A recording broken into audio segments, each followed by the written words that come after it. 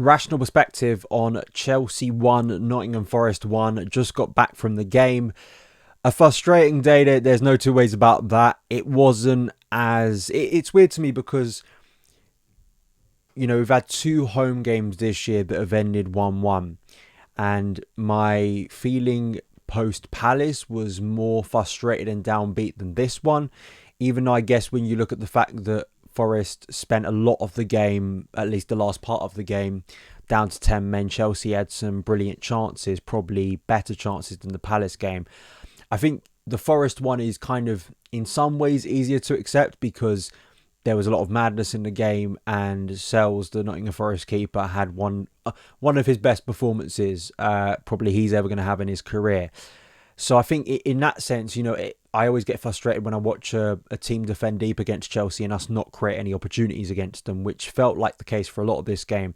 But the second half, that radically changed. So it is 2 points dropped. I think it is when you look at the context of the game and the pressure and the chances Chelsea had, that we didn't at least take one more of those chances.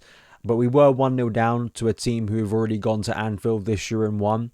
Nottingham Forest are not a rollover. They're not an easy get, and an easy win. They've proven already this season they are a well-structured team under Nuno Espirito Santo, and I think that was even more proved. And then when I also think that late on in that game, Robert Sanchez actually had to make some big saves to prevent Forest walking away with all 3 points.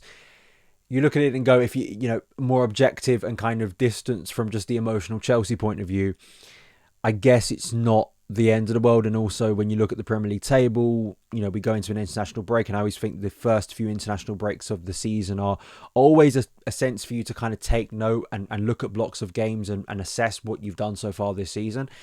And, if you'd have told me before a ball was kicked that Chelsea would be only a couple points, really, I think it's like 2 or 3 points off Arsenal and Man City, and, have the wins we have had this season, and had, of course, some frustrating results, but, it's been by no means a disaster. And look at the performances of the team, especially in attack.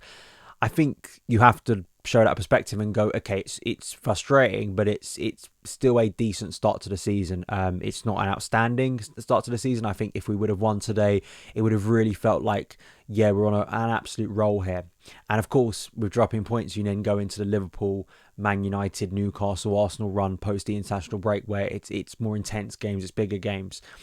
But the starting 11 was not that surprising. We spoke in detail on my preview about Neto or Madueke. Ironic, given who was the one that basically got Chelsea anything from this game in Noni Madueke, and unsurprisingly, Maresca sticking with the Premier League team. And I also thought it was quite telling for how long he kept the Premier League team on the pitch until he started to make subs.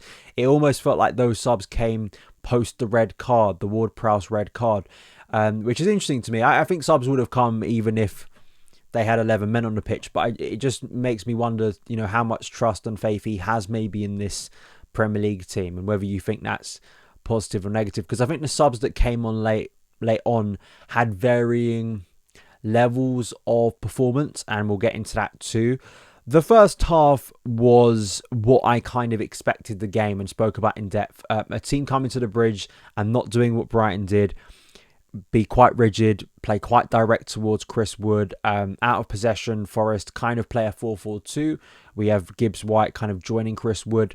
I thought defensively Chelsea had a really good first half in the main. There was one big block that Levi Colwell had to make, but I think in total it was a half where Chelsea huffed and puffed. I think in attack we really struggled to keep the ball in their half for long periods in dangerous areas. I don't think Jackson had a good game today. His touch was kind of off. I think our service from central midfield simply wasn't good enough for large stretches of the game, actually. And the closest we came was really through Noni, wasn't it? And Sells, again, obviously having a hand in that and having a massive celebration after. So it really was kind of his day to be the hero in goal for Forest. But you couldn't also say that at half-time Chelsea had done enough to be in front. So it was kind of what you expected, 0-0, what's going to happen in the second half. The frustration was the second half starts in kind of the worst way possible. The cheap concession of a free kick when you've got set-piece takers like James Ward-Prowse, it's really frustrating. And for Chris Wood to score from a set-piece, it's kind of one of those standard things that is going to be a threat from Nottingham Forest. But the criticism I've heard levelled at this Chelsea team so far this season, and I've started to notice it a bit more, is our pressure off the ball. And from set pieces too, defensively, I feel like if you're weak at set pieces, and I know we've signed Cueva, haven't we, from Brentford set piece team, and that was kind of hailed as a big set piece acquisition. When you're conceding goals from set pieces like that, it is concerning.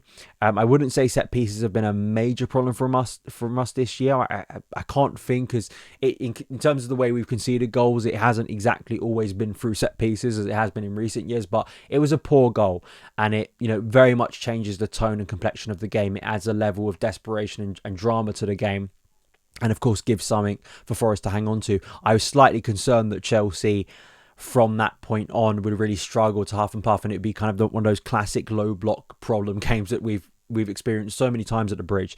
But as we have seen in recent weeks, we saw, going 1-0 down to Brighton, this team can respond to adversity, which I think is a real positive sign early on under Enzo Maresca.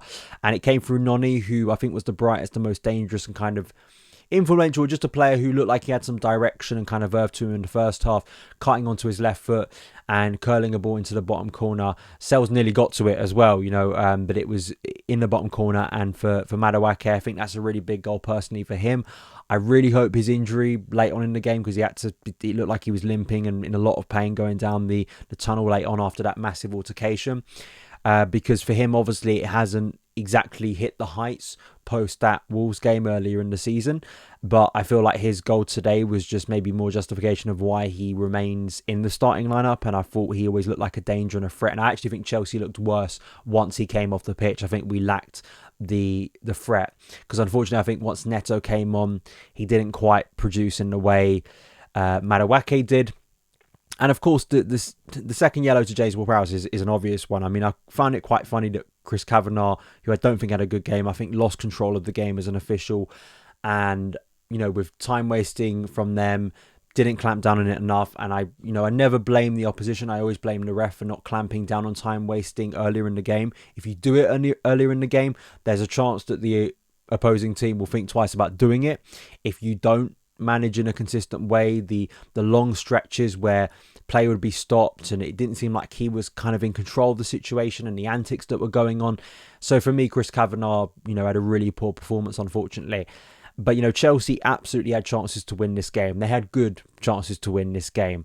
I think a lot of them were stopped and halted by the heroics of Sells. I mean, at times you do have to just applaud an opposing goalkeeper's performance, because the Nkunku one for me, right in front of me, I was in a different seat. I was right at the front of the Matthew Arden today, and that save was incredible. I know maybe you're criticising, can Nkunku put it more in the corner, but from where I was sitting, it looked pretty in the corner, and it was a good cross from Mudryk using his speed in transition. And Nkunku probably thought to himself, I've done all I can. And then literally from a short corner kick that Chelsea took, Gusto has a shot with his left foot and it's tipped over again by Sells. Sells, of course, made a double save from Cole Palmer, who couldn't get on the score sheet today. All round, I think, he had an heroic performance. There were times where Chelsea should have taken their chances. Joao Felix came off the bench and had a free header inside the box. He should be putting that on target. Unfortunately, that cost Chelsea. And there were other moments too where I just thought Jadon Sancho, for me, was just a little bit too...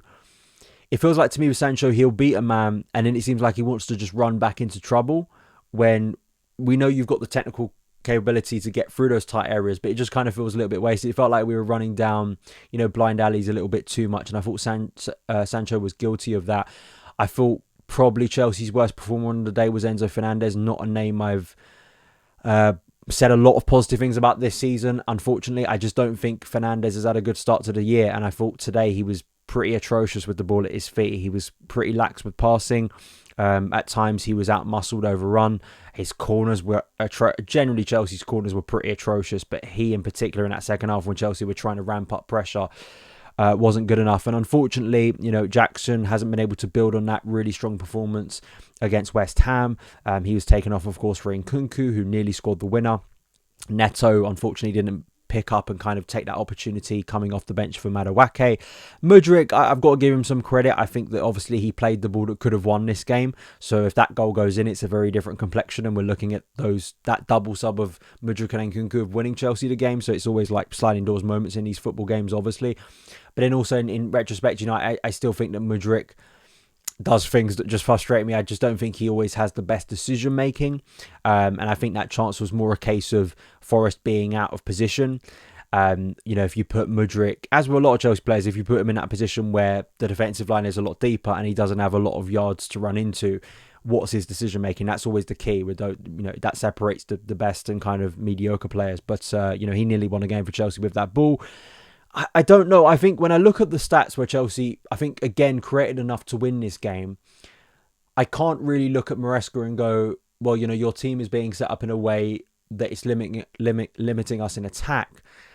However, I think in the first half, I'm still a little bit frustrated when I see Gusto move into central midfield. I just don't think it works as good. I think in this type of game, I want more of an outlet out wide. It kind of feels like Madueke is doing really well and he's isolated against the fullback, and of course he scores from a wide right cutting into his left foot position. But I just feel that in that central midfield role, I'd prefer Cucurella. I just think Cucurella it seems to flow a lot better in that position. I think he makes better passes than Gusto. And I also just think Gusto is just more energetic and athletic going onto that right side, overlapping, putting low crosses into the box. I just think if you have to have one in midfield, for me, it's just I'd prefer Cucurella. So I just think it's a more personnel thing. And I think that Gusto maybe could have offered a bit more as an overlapping fullback, especially once they went down to 10 men. So yeah, listen, it's frustrating. 1 point, and when you look at the fixtures post the international break, we spoke about this earlier in the week, it's going to be a bruising, potentially brutal, but also, I think, very revealing run for Chelsea. Because it's an opportunity, it absolutely is. Unfortunately, we're going to have a couple players out, aren't we?